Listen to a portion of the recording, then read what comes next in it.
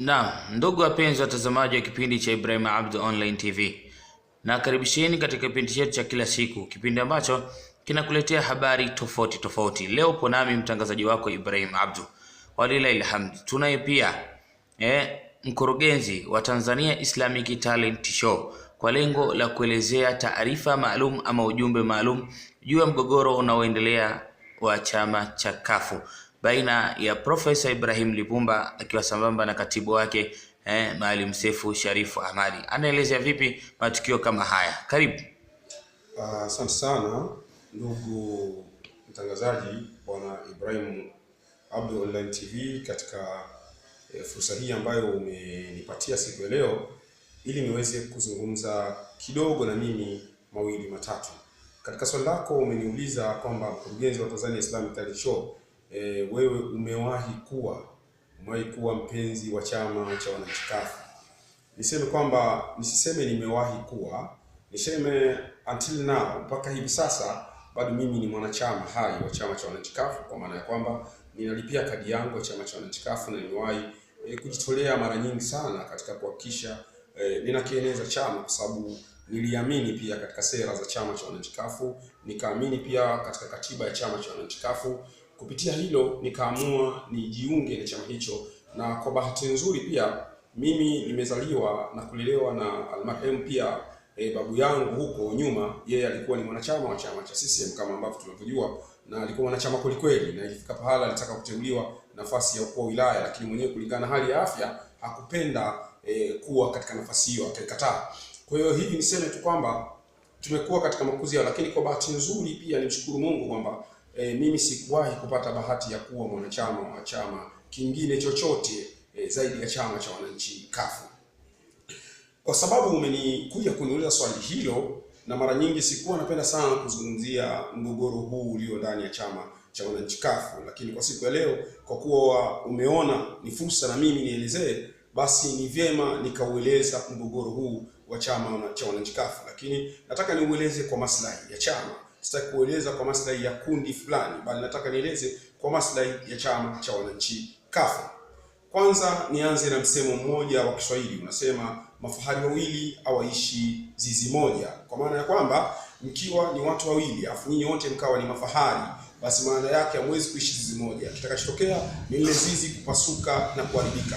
Kwa nataka nichukue chama cha wananchi CUF kama zizi ambalo ndani yake lina mafahari wawili. Nikisema mafahari wawili na maanisha ni mwenyekiti wa chama cha wananchi CUF Profesa Ibrahim Haruna Lipumba pamoja na katibu mkuu wa chama cha wananchi CUF Maalim Seif Sharif Hamad.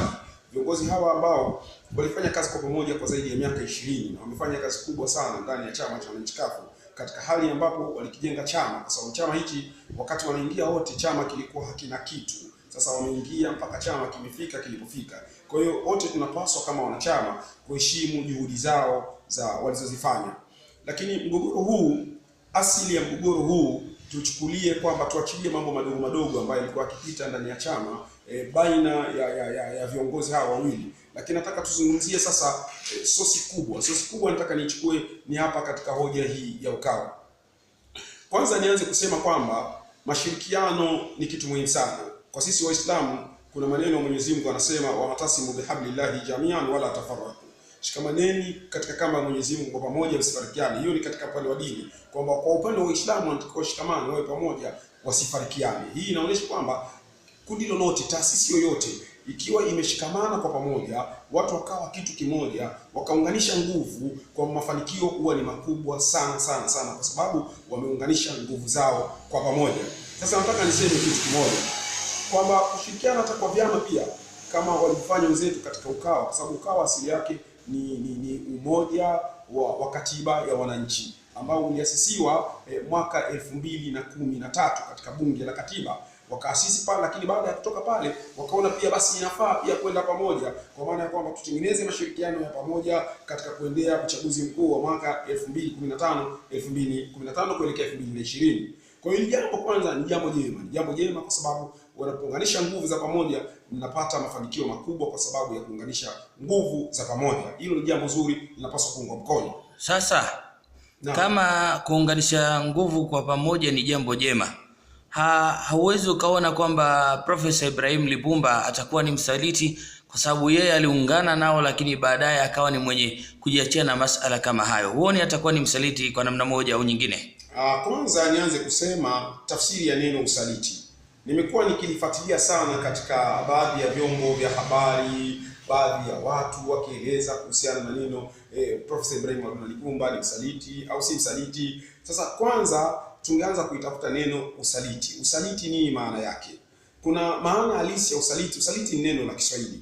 Usaliti maana yake ni hivi: labda mmekumbana watu wawili watatu, mkakaa kwa pamoja, mkakubaliana kwamba bana, tunakwenda kwa pamoja tunafanya jambo fulani, alafu mtu mmoja akatoa zile siri zenu mlizokubaliana akazipeleka sehemu nyingine, kwa maana tumekubaliana na watu hivi na hivi na hivi, huyo anaitwa msaliti.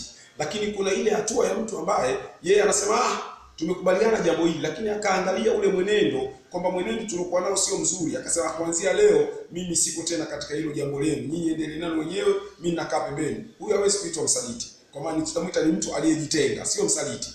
Kwa hiyo Profesa Ibrahim Lipumba katika tafsiri sahihi ni mtu aliyejitenga, sio msaliti. Kwa maana msaliti ni mtu ambaye anakuwa ndani, lakini wakati huo anatoa siri za ndani huku bado yuko ndani. Huyo tunaita ni msaliti, yani anawasaliti. Lakini mtu aliyejitenga ni mtu ambaye mko naye pamoja, alafu yeye anasema kuanzia leo mimi natoka katika hii sehemu na waacha wenyewe. Huyo anaitwa mtu aliyejitenga, hawezi kuwa msaliti. Kwa hiyo tafsiri inayotumika katika vyombo mbalimbali vya habari nadhani ni tafsiri ambayo imebeba siasa zaidi. Kwa tafsiri inapobeba siasa zaidi inapoteza mwelekeo. Kwa hiyo ni moja ya shida mbalimbali ambazo pengine zimewahi kujitokeza. Lakini nataka nizungumzie kidogo mgogoro huu. Shida yake ya kwanza imetokana na Ukawa. Kwanza, kosa la kwanza, asili ya mgogoro ni Ukawa. Kwa nini nasema asili ya mgogoro ni Ukawa? Hii viongozi walitengeneza Ukawa, kwa maana vyama vile vinne vilivyounda Ukawa, kwa maana ya Chadema, CUF chama cha wananchi, NCCR Mageuzi na NLD. Hawa walipotengeneza ule umoja wa Ukawa, kwa maana ya mashirikiano ya kwenda pamoja sasa kisiasa katika swala zima la uchaguzi 2015 2020, hii ndio palipoanzia mgogoro, kwa sababu hawa walikuwa na nia moja, walikuwa na malengo. Kwa sababu taasisi yote mnapotengeneza umoja lazima mna malengo yenu. Moja ya malengo ya vyama vya siasa na Watanzania walivyoamini ni kuwakomboa wananchi, kuwatoa katika mikono ya watu ambao wanaaminika ni mafisadi, kuwatoa katika mikono ya watu ambao wanaaminika ni wezi, kuwatoa katika watu ambao inaaminika ni wala rushwa, kuwaondoa katika zizi hilo na kuwaleta sehemu salama. Sasa kosa la kwanza ambalo lilifanywa na Ukawa ni kuto kujiamini. Ukawa walikuwa na wagombea wazuri sana. Kwa mfano Dr.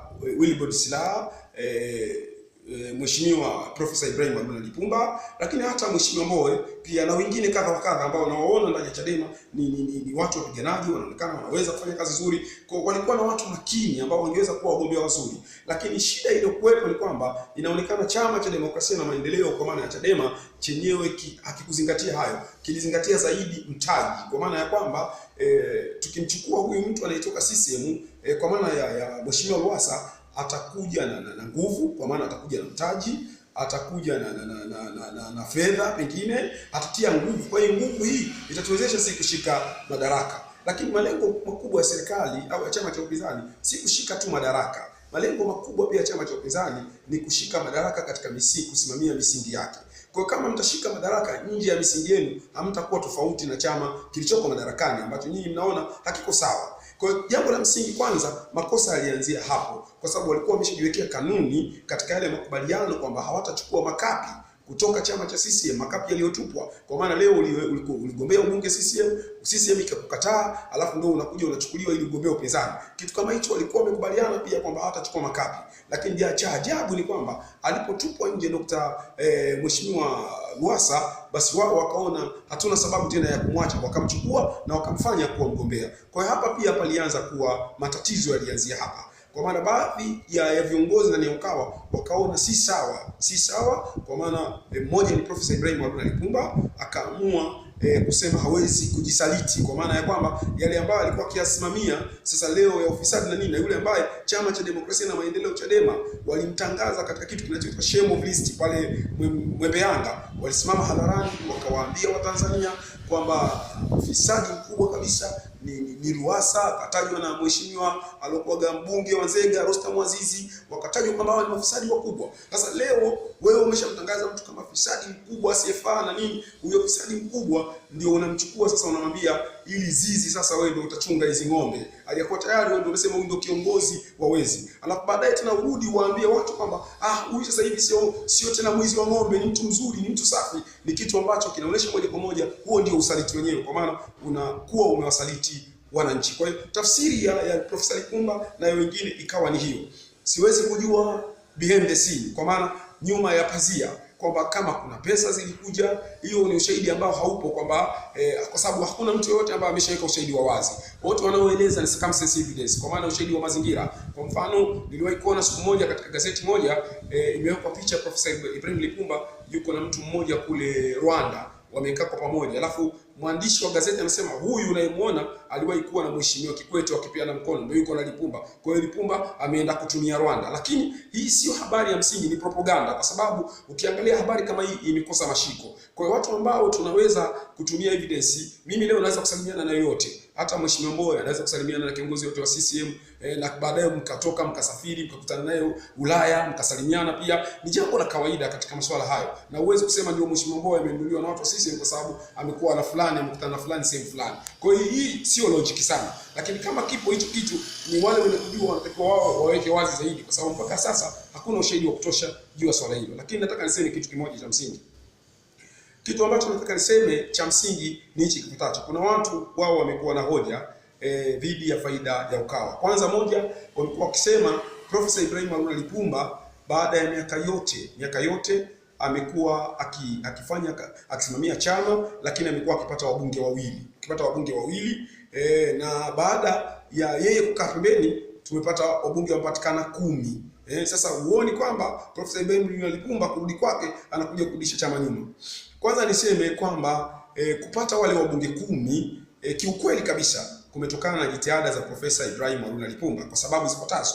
Kwanza, katika chama katika makubaliano ya Ukawa ilikuwa mtu hawezi kupata maeneo ya kugombea. Kwa mfano, huwezi kupewa jimbo ili wewe ndio ugombee katika hili jimbo kama katika hilo jimbo hautakuwa na nguvu kwa hilo jimbo. Yaani hilo jimbo wewe utopewa kama wewe hauna nguvu katika hilo jimbo. Lazima chama chako kiwe na nguvu kwa hilo jimbo ndio jimbo hilo upewe. Kwa majimbo yote 10 ambayo chama cha wananchi kimeshinda, chama hicho pia kilikuwa kina nguvu kwenye majimbo hayo 10. Mfano, jimbo la Temeke chama hicho kilikuwa kina nguvu. Jimbo la Kinondoni chama hicho kilikuwa na nguvu. Mtwara chama hicho kilikuwa kina nguvu. Tandaimba chama hicho kilikuwa kina nguvu, na maeneo mengine ambayo chama cha wananchi kimeshinda. Sasa tuiangalie kwanza, kabla ya kufikiria kutoka kwa Lipumba, tufikirie aliyejenga mpaka chama hicho kikawa kina nguvu katika maeneo hayo ni nani? Bila ubishi ni Profesa Lipumba na timu yake ndio walojenga, kwa sababu wao tayari walifungua matawi, walikijenga chama. Kwa hiyo mpaka tunakwenda kwenye uchaguzi katika maeneo hayo tayari chama kimejengwa. Sasa huwezi kumdharau mtu aliyoleta unga, akaleta maji, akaleta mkaa, akaleta mwiko wa kusongea, akaleta moto, alafu ukamdharau ukasema kufanya kitu, ukamsifia mpishi tu alokuja kusonga ugali. Kwa hiyo ukasema huyu alisonga ugali, yeye ndo kafanya jambo la maana, lakini alileta unga, alileta mkaa, alileta moto, alileta mwiko, yeye ukasema huyu hakufanya kitu. Hiki ni kitu cha ajabu sana, na ni kitu ambacho kwa kweli kinastaajabisha na kinachekesha. Kwa hiyo ni lazima kwamba kufanikiwa kwa chama cha wananchi kafu kupata hao wabunge kumetokana pia na nguvu ya ujengaji wa chama uliokuwa chini ya Profesa Ibrahim Haruna Lipumba. Lakini pili, kupata wabunge hawa 10 hakumaanishi kwamba ni kutokana na mapungufu alikuwa nayo Profesa Ibrahim Lipumba. Hapana, ni ule ushirikiano wa kusimamisha mgombea mmoja, kwamba tunaposimamisha mgombea mmoja maana kura za huyu kidogo na za huyu kidogo zinapelekea kupata kuweza kuleta ushindi. Hiyo pia ilisaidia. Lakini jambo la msingi, lazima katika mashirikiano yawe mashirikiano ya sawa, yawe mashirikiano ya sawa. Isije kama tunatengeneza mashirikiano chama kimoja kinataka chenyewe kiwe juu ya vyama vingine. Yaani kwa maana vyama vingine vile ni kama vyama vyenye kusindikiza. Kwa mfano, mimi nimewahi kwenda nchi ya demokrasia ya Kongo, na nimewahi kukaa pale Kinshasa. Na bahati nzuri niliwahi kufikia kwa mbunge mmoja, huyu mbunge anaitwa Akimusi. Tulizungumza mengi sana. Sasa katika kuzungumza na baadhi ya wabunge wa Kongo, walinieleza kitu. Mfano, kuna chama tawala ambacho kiko chini ya Kabila. Katika hiki chama ambacho kiko chini ya Kabila kuna vyama takribani 21. Hivi inaitwa ni vyama vyenye kumuunga mkono Kabila. Sasa maana yake ni kwamba hivi vyama vingine vyote vinakuwa kama vimekanyagwa na chama cha Kabila. Kwa hivyo wenyewe viko supported, kazi yake ni kumsupport Kabila. Sasa Huwezi kuwa chama cha siasa ambacho malengo yako ni kusupport tu mtu fulani. Hapana. Sasa ukiangalia kwenye Ukawa ni kama vyama vingine viko kwa ajili sana ya kusupport tu chama fulani kifikie kwenye malengo yake. Na ukiangalia kwa undani kabisa unaona dhamira ya sawa ya ndani kwenye hicho chama iko hivyo. Kwa hiyo kimsingi ni kwamba nataka niseme kitu kimoja katika swala hili la mafanikio. Ili mafanikio haya si ya Ukawa tu, ni mafanikio yaliyosababishwa na ujengaji wa chama cha wananchi CUF. Ukisema kwamba mafanikio haya yameletwa na Ukawa tu, tutaviangalia vyama viwili. Kwa mfano, tulikuwa kuna chama cha NCCR Mageuzi. Hichi kiliingia kwenye uchaguzi kikiwa na wabunge 5 na kikiwa ndani ya Ukawa, lakini kimetoka kwenye Ukawa, chama hichi kina mbunge mmoja. Sasa hebu tushangae sasa. Vipi kama Ukawa wenyewe ndio unaosababisha mtu kupata mafanikio? Vipi huyu alikuwa ndani ya Ukawa badala aliingia na wabunge 5, badala ya kuongezeka wabunge wa wengi kabaki na mbunge mmoja? Lakini tuachilie huyo, njoo kwenye chama cha NLD.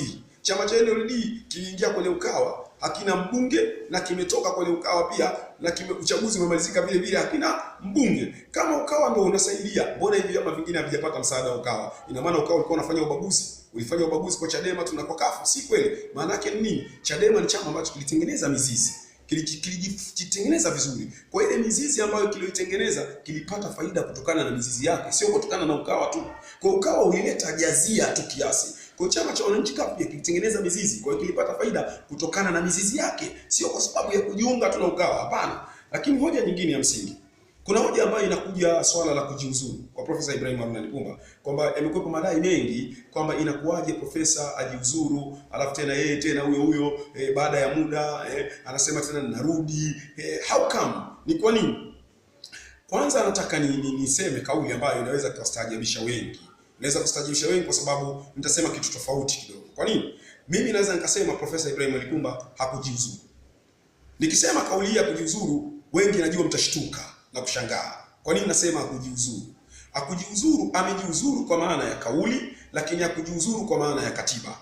Kwa maana ya katiba hakujiuzuru, kwa maana ya kauli amejiuzuru. Kwa nini? Kujiuzuru ni process. Kwa mfano, katika Uislamu kuna kitu tunaita talaka. Talaka ni process. Kwa mfano, ukimpa mwanamke talaka, ukishampa mwanamke talaka, yule mwanamke kuna kitu katika Uislamu kinaitwa eda. Eda maana yake ni kwamba baada ya kumwacha yule mwanamke anatakiwa kae miezi 3 na siku kadhaa. Tunaita siku za eda, za miezi ya eda. Maana yake ni nini sasa?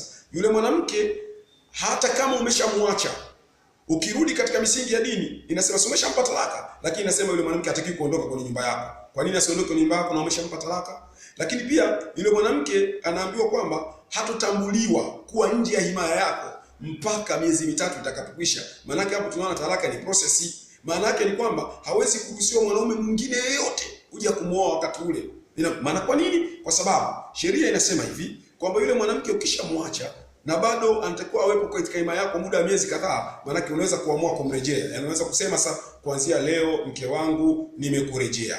Kwa hiyo yule ukimwambia vile tayari hana hiari, hana amri ya kusema nimekubali au nimekataa. Lakini miezi 3 ikiisha na zile siku kadhaa, ukienda ukimwambia mke wangu nimekurejea, sheria inasema hapo hakuna tena kurejea. Ina maana unatakiwa uoe upya na lazima muwe mmekubaliana, akubali ama hakatae. Maana yake hapo unaona kwamba kumbe talaka ni process. Sio swala tu la kusema nimekuacha au kamwandikia tu ndio ikawa basi. Kuna mchakato. Kwa mchakato kama utakuwa haujakamilika, maana yake talaka pia haijakamilika. Kwa hiyo inakamilika kupitia mchakato. Kwa hiyo pia katiba ya chama cha wananchi CUF ibara ya 117 pia inaonesha mchakato. Inaonesha mchakato kivipi? Nataka unisikilize vizuri ndugu yangu, kwa nia njema kabisa ya kujenga hichi chama cha wananchi CUF. Inafanya mchakato kwa sababu ibara ya 117 inaonesha wazi kwamba mtu yoyote katika nafasi yake ya uongozi akiwa amejiuzuru, akiwa amejiuzuru, kule kujiuzuru kwake hakutakuwa kumekamilika mpaka mamlaka iliyomchagua au iliyomteua ili mamlaka ijiridhishe. Sasa tukirudi kwa Profesa Ibrahim Haruna Lipumba, mamlaka iliyomchagua ni baraza kuu, baraza kuu la chama cha wananchi CUF, bi maana wale wajumbe wote wa chama cha wananchi CUF ambao ndio sauti ya mwisho wa chama cha wananchi CUF. Kwa hiyo wale wajumbe wa chama cha wananchi CUF ambao ndio sauti ya mwisho, wao baada ya kumchagua Profesa Ibrahim Lipumba na Lipumba kusema nimejiuzuru, ili kujiuzuru kwake kukubalike kisheria na atambulike sasa aweze kuchaguliwa mwenyekiti mwingine, lazima wale wajumbe wa Zanzibari na wa bara wapige kura. Wakishapiga kura sasa, baada ya kupiga kura Wakishapiga kura ikapatikana theluthi mbili bara na Tanganyika na Zanzibar, tayari ushindi ule ukishapatikana, zile kura zikakubali kwamba sasa tumekubaliana kwamba huyu tumekubali kujiuzuru kwake, hapo ndo anakuwa amejiuzuru. Unaona unafukua mchakato. Maanake wakisema wale hatujakubali, maanake anabaki kuwa mwenyekiti. Sasa unaona kumbe hata kama alitamka kwamba nimejiuzuru, maanake kujiuzuru kulikuwa hakujakamilika. Kwa hiyo ili kukamilike, maanake mpaka hizi kauli zitoke. Lakini vile vile kwa namna hiyo basi, kwa hiyo kama mtu atatengua kauli yake kabla lile baraza alijaitwa, ambalo ndio lenye kauli ya mwisho ya kusema tumekubali kujiuzuru kwake au tumekataa kujiuzuru kwake, maana yake huyu mtu bado hatakuwa sio hajajiuzuru. Kwa mfano, leo unaweza kanikuta ofisini, unikute ofisini nimekaa kama kiongozi. Sawa, nikwambie tu bwana nimejiuzuru. Alafu baada ya dakika 5 niseme sijajiuzuru, nimeamua kufuta kauli yangu. Wewe huwezi kulazimisha bado umejiuzuru tu. Utaniuliza, nimeandika barua? Ndio. Je, ile mamlaka ilionipa mimi nafasi imekubaliana na mimi? Haijakubaliana. Kama haijakubaliana, maana kujiuzuru kwangu bado maana mpaka, kwa sababu kujiuzuru ni mchakato na ni katiba. Kwa hiyo lazima matakwa ya katiba kwanza yatimie. Yakitimia matakwa ya katiba, kujiuzuru kwake kunakuwa kumekamilika. Kwa hiyo kujiuzuru kwa Profesa Ibrahim Lipumba hakukamilika kwa sababu matakwa ya katiba hayakuzingatiwa. Lakini mpaka anakuja kutengua ile kauli yake kwa maana ya barua ile ya kujiuzuru, ndio mahali anaamka katibu mkuu wa chama, anashtuka sasa. Ngoja sasa niite baraza nikawasomee barua. Sasa unaita baraza, unawasomea barua. Basi kama unawasomea ile barua ya kujiuzuru, basi ungewasomea na ile barua ya kutengua kujiuzuru. Maana wasomee barua zote mbili sasa. Usiwasomee moja kwa sababu umechelewa kuita baraza. Na huyu ndo aloandika barua ya kujiuzuru na huyu ndo aloandika barua ya kutengua kujiuzuru. Kwa hiyo unapotaka kuwasomea barua, usiwasomee barua moja tu. Wasomee barua zote mbili. Kwamba jamani, tuna barua mbili. Tuna barua moja profesa aliandika ya kujiuzuru na tuna barua moja profesa aliandika ya kutengua kujiuzuru. Sasa wajumbe mnasemaje? Aendelee au tukubaliane? Kwa wale wajumbe waliomchagua wanakuwa na hiari sasa. Lakini kitu kama hicho hakikufanyika.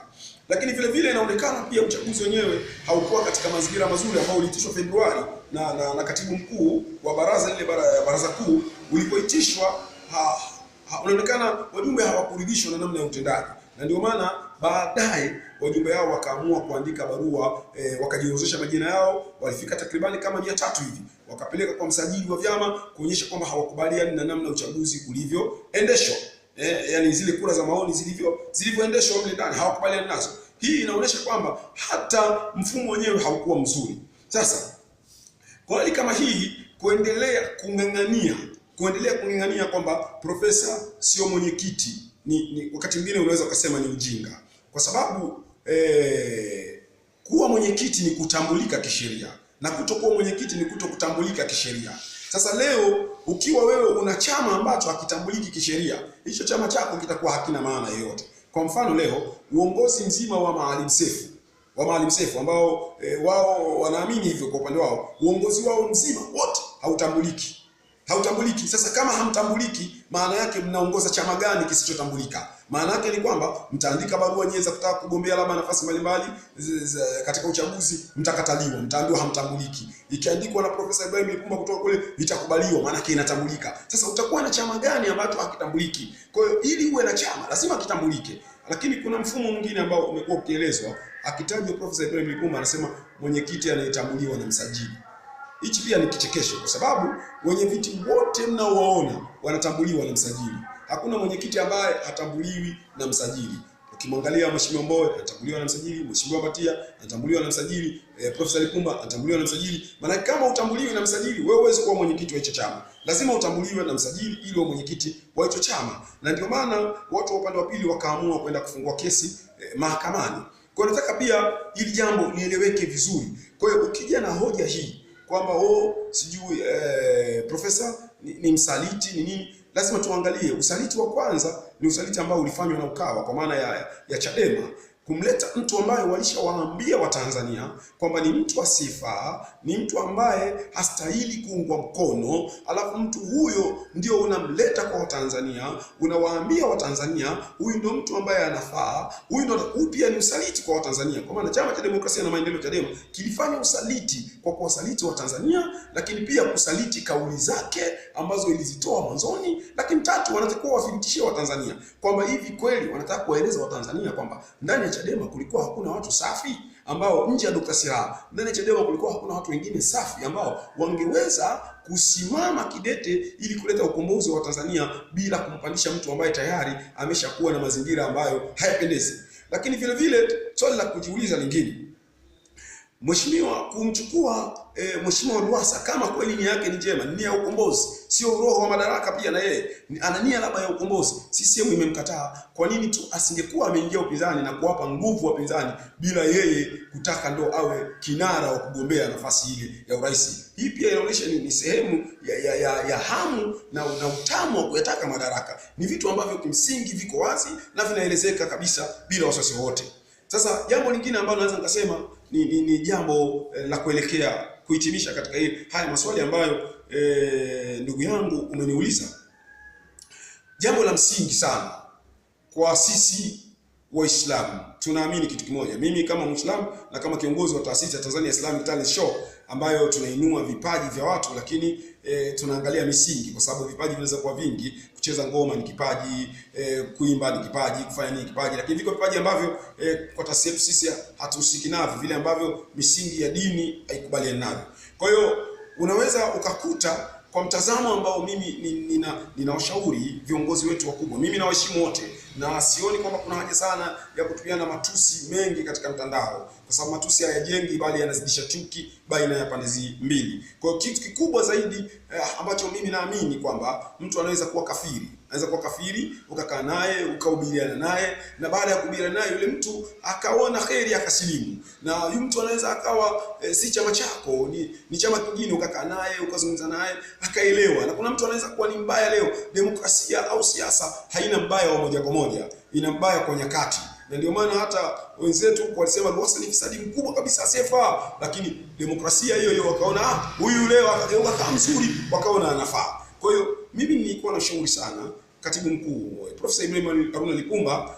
Mwanzoni mimi nilikuwa simuelewi kwa sababu nilipata ukakasi kidogo, lakini kadri nilivyokuwa nikiona anamng'ang'ania mwenzie kwamba waje wakae wayazungumze, yaishe, wafanye kazi, wajenge chama, waendelee mbele, basi nikaona anania njema. Sasa kama wewe unasema kwamba Profesa Lipumba ndio nia yake amekuja kuvuruga chama, amekuja kwa ajili ya kuwanyima haki zao Wazanzibari, ili avuruge Wazanzibari wakose haki zao, sasa kwa nini sasa wewe unakataa kuja kukaa na mzungumze ili yaishe, ili Wazanzibari waweze kupata hiyo haki yao ambayo unasema kwamba Profesa Lipumba amekuja kutumika ili hiyo haki ya Wazanzibari wakose? Sasa wewe ambaye hutaki suluhu ipatikane, uone kwamba wewe ndio unavuruga chama. Kwa hiyo kimsingi ukiangalia kwa undani, sasa anayekataa suluhu huyo ndio mvurugaji wa chama. Kwa hiyo kama wewe unaona kuna mgogoro, watu wamekuja wanataka suluhu, na wewe mkae chini mnyamalize, maana wewe sasa unayekataa suluhu, wewe ndio mvurugaji wa chama. Kwa hiyo namtizama kidogo kwa jicho sio zuri sana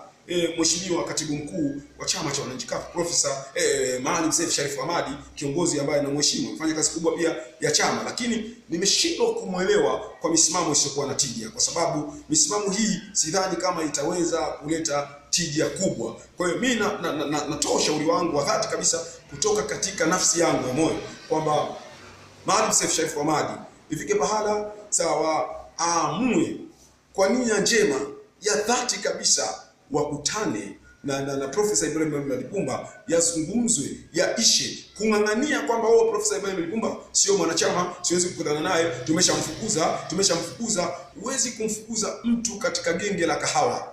Unaweza kukaa kwenye genge la kahawa ukamfukuza mtu, na unamfukuzaje mtu anayetambuliwa? Kwa mfano, nitakupa mfano mdogo sasa. Wewe unasema Ibrahim Lipumba sio mwenyekiti wa chama, lakini kuna wabunge ambao waliitwa na uongozi wa chama kwamba waende wakahojiwe. Wale wabunge wa viti maalum takribani wabunge 8 waliitwa wakahojiwe. Wale wabunge walivyoitwa hawakwenda, wakaambiwa wasiende, hawakwenda. Walivyoacha kwenda wakafukuzwa. Barua ikaenda kwa spika wa bunge ikakubaliwa, ikaenda wapi ikakubaliwa, wakafukuzwa. Na Profesa Ibrahim ameteua wengine wameenda. Sasa unawezaje kusema mtu huyo sio mwenyekiti wa chama aliyekuwa yeye ndio mwenye maamuzi? Wewe usiyekuwa na maamuzi unakuwaje mwenyekiti wa chama usiyekuwa na maamuzi? Kwa hiyo ukizama kwa undani utajikuta kwamba huyu ndio mwenyekiti wa chama. Ukubali atakuwa ni mwenyekiti wa chama, ukatai ni mwenyekiti wa chama kwa sababu ndiye anayekiongoza chama. Kwa wewe ambaye unasema ni si mwenyekiti wa chama, tumeshamfukuza, utabaki kusema tumeshamfukuza. Lakini jambo lingine la mwisho kabisa, Maalim Seif Sharif Hamad amekuwa akitutangazia sisi kama wanachama wa chama cha wananchi CUF kwamba wakati wowote anaweza akaapishwa ili kuwa rais wa Zanzibar. Maalim Seif Sharif Hamad anapaswa kutambua kitu kimoja. Nchi za Afrika labda wadanganye, aseme kwa watu ambao ni upeo mdogo. Tumejaribu sana kusoma na mazingira ya nchi za Afrika. Mfano nitakupa mfano Sudani kwa Bashir, Umoja wa Mataifa walitoa hati ya kukamatwa. Lakini mpaka leo hajakamatwa. Na mpaka leo hawajamtoa kwenye madaraka. Nkurunziza amefanya blanda nyingi sana. Mpaka leo bado hajatolewa kwenye madaraka. Mugabe anapigana kelele na wazungu, vurugu za kila namna, mpaka leo hajatolewa kwenye madaraka. Sasa Maalim Seif kwa kwenda Umoja wa Mataifa kuzungumza, alafu akiamini kwamba Umoja wa Mataifa utakuja kumtoa sheni, hicho kitu kwa kweli ni kichekesho. Nimewahi kusikia siku moja anasema Umoja wa Mataifa tayari umeshakuja Zanzibar, wameenda kwa Maalim Seif kwa sheni, wanazungumza naye, wakitoka huko tunaamini watakuja kwetu, watazungumza na sisi, baada ya kuzungumza na sisi tutapata haki yetu. Sifikiri hicho kitu kinachoweza kufanywa na mataifa kama Umoja wa Mataifa na mataifa mbalimbali ni kuweka vikwazo tu kwa Zanzibar. Wanachoweza kukifanya ni kuiwekea Zanzibar vikwazo vya kiuchumi. Kwa hiyo Zanzibar inaweza kupata shida ya masuala ya kiuchumi, na kama watawala wataamua kuendelea kuwa majasiri kwamba hata kama tutakula minyoo, sawa, tuko tayari kula minyoo, lakini tutaendelea na huyu, wataendelea naye kweli, na miaka itamalizika kweli, na mitano itaisha kweli. Sio kwa mazingira hayo ambayo Maalim Seif Sharif Hamad anayaeleza. Kwa kueleza mazingira, kuwapa matumaini watu yasiyokuwepo, pia ni mambo ambayo hayana msingi wowote. Kwa mimi ni muombe kiongozi wetu, mzee wetu, mlezi pia wetu Maalim Seif Sharif Hamad kwamba kwa hali iliyofikia ni lazima ukweli wa mambo ulivyo watu wa focus kuhusiana na 2020. Kwanza ni washauri kwamba watu wa focus kwenye katiba mpya. Wa focus kuhakikisha namna gani itapatikana pia katiba bora ili uchaguzi pia uweze kuwa bora, uchaguzi ambao uweze kuwa wa haki, uweze kuwa huru kwa pande zote. Kwa hiyo ni jambo ambalo wangefocus hilo katika kitu ambacho mimi nakiona pia cha msingi. Lakini pia tume inahitaji pia pengine kufanywa marekebisho hapa na pale, sawa, kwa nia njema, kwa mazungumzo mazuri ya amani na ustaarabu. Kwa mimi naamini kabisa tunaweza tukafanikiwa. Lakini jambo la mwisho kabisa niweze kutoa pole kwa Chama cha Demokrasia na Maendeleo kwa Mheshimiwa Tundu Lissu ambayo amepata majanga ya kupigwa na risasi. Nipatie pole, lakini pia nitumie pia fursa hii vile kumpongeza Mheshimiwa Rais wa Jamhuri ya Muungano wa Tanzania katika juhudi zake za udhibiti wa mali yetu ya asili, kwa maana ya madini yetu, mali zetu, utaratibu. Hichi ni kitu pia kizuri, ni mwenendo mzuri, kwa sababu taifa linapoteza matrilioni za fedha kupitia kwa mabepari wa kizungu. Kwa hiyo katika jambo kama hili ni lazima sote kwa pamoja tuweze kuchukua hatua madhubuti, tena hatua ya pamoja, kwa mashirikiano ya pamoja, wala pasi na kutengeneza classes, matabaka, kwa maana mimi ni Chadema, mimi ni CUF, mimi ni CCM. Katika swala linalohusu maslahi ya taifa, hapa ni lazima sote kwa pamoja tuunganishe nguvu yetu kwa pamoja ili kuyapigania maslahi yale. Kwa sababu mimi naamini kwamba ukidhibiti madini haujadhibiti kwa maslahi ya Rais Magufuli, kwa sababu Rais Magufuli atakaa kwa muda wa miaka michache, ataondoka, watakuja wengine. Kwa hiyo haya ni maslahi ya taifa. Kwa hiyo masuala yote yanayohusu maslahi ya taifa lazima tuondoe uchama, tutengeneze maslahi ya taifa zaidi. Lakini jambo la kustaajabisha kwa Watanzania tulio wengi, unaweza ukaona akiona serikali labda ilidhibiti jambo fulani au ilizuia kitu fulani kisiibiwe, alafu baadaye ile serikali ikaenda kesi mahakamani, serikali ikashindwa, yeye anashangilia serikali kushindwa bila kujua kama deni tukilipa lile deni analipa nani? Ile deni nalipa mimi, nalipa kodi. Kwa hiyo kodi yangu kama ilikuwa itengeneze barabara, sawa, inaenda kulipa inalipa deni. Kwa hiyo unashangilia ili iweje? Na unashangilia kwa faida ya nani? Kwa hiyo hichi ni kitu ambacho kidogo ni cha kustaajabisha. Ni sawasawa nyumba yako imeibiwa, unafurahia kwa sababu baba yako ni mlevi akufunga mlango, watu wakaja kwenu wakaiba vitu, eti wewe unafurahia kwa sababu baba akufunga mlango, watu wameiba vitu. Hivi ni vitu vya ajabu. Lazima usikitike hata kama ikitokea kushinda, lakini pia tunaangalia pia, unaona, unaweza ukashindwa lakini ulikuwa na nia njema, imetokea umeshindwa lakini yako ilikuwa ni njema. Kwa hiyo yako mambo ambayo ni lazima tuyaunge mkono kwa nguvu kubwa. Hili ndio ambalo pia ninawaomba watu wa Tanzania tuunge mkono kwa nguvu kubwa. Lakini pili, wanachama cha wananchi CUF wasifika pahala wakababadishwa, wakatetemeka. Wote wanachama waendelee kuunganisha nguvu zao, waendelee kujipanga kwa ajili ya kuhakikisha wanaleta mabadiliko ya kweli. Lakini pia chama, viongozi ambao walioko katika madaraka wasifikiri madaraka ni kukaa na kufurahia na kupata ruzuku na kula hela na kulala ndio madaraka. Hapana, madaraka ni kuwajibika. Lazima viongozi wawe na ratiba ya kutosha kwamba sasa tuna wabunge 10, wasifikirie kupunguza wabunge. Lazima waje na mikakati maalum ya kuhakikisha tunaongeza majimbo. Wafanye hesabu, waangalie kwamba sehemu gani tukiongeza nguvu kiasi gani ili jimbo tunaweza tukalichukua. Kwa hiyo waanze mikakati. Huwezi kusema utaweka nguvu kubwa katika kila jimbo, sio kweli. Wateue majimbo machache, kama ni majimbo 20 yateuliwe hayo majimbo 20, yaanziwe mkakati sasa kuhakikisha kuelekea 2020. Kwa kufanya hivyo tunaweza ndani ya 2020. Lakini pia kuna uchaguzi wa serikali za mitaa, lazima kuwe na hesabu maalum kwamba sasa hivi umepata wenye viti wangapi na unawezaje kuongeza wenye viti. Lazima waangalie, wafanye hesabu zao, waangalie baadhi ya serikali za mitaa ambazo wanaamini kwamba tukiongeza nguvu fulani tunaweza serikali ya mtaa tukaichukua. Kwa hiyo isifike pahala tukahamisha uongozi wetu kwenye Facebook, tukahamisha uongozi wetu kwenye WhatsApp, tukahamisha kwenye uongozi wetu YouTube. Kwa hiyo tukiamka asubuhi kazi yetu ni kuandika mafumbo na kutupiana mafumbo katika YouTube, katika WhatsApp, katika Facebook. Yaani ikawa tunatupiana mafumbo badala ya kujenga chama. Kwa hiyo tujenge chama kutokea mashinani, kwa maana kwamba kuanzia chini tujenge chama. Tukijenga chama basi tutakuwa na chama imara. Lakini pili, ni waombe sana wanachama chama cha wananchi CUF wapunguze matusi ya kushambuliana. Lakini tatu, nikiombe chama cha demokrasia na maendeleo Chadema, tunapozungumzia Ukawa ulikuwa ni makubaliano ya kwenda katika uchaguzi wa 2015 2020. Kwa hiyo baada ya hapo lazima makubaliano yawe mengine. Tuangalie utaratibu mwingine, makubaliano mengine kwa utaratibu ambao kila chama kitahisi kinastahiki na kimepewa haki za kutosha, kuliko umoja ulio sasa. Kwa kweli upo tu, lakini hauko vizuri na vyama vina manunguniko kwa namna moja au nyingine. Hata ukiwasikiliza baadhi ya watu wa siasa mageuzi wana manunguniko ambao wananungunika. Kwa hiyo haya manunguniko yanaweza yakaharibu. Kwa hiyo lazima tuhakikishe kunapatikana umoja mwingine na sio Ukawa, kwa sababu Ukawa ni umoja wa katiba.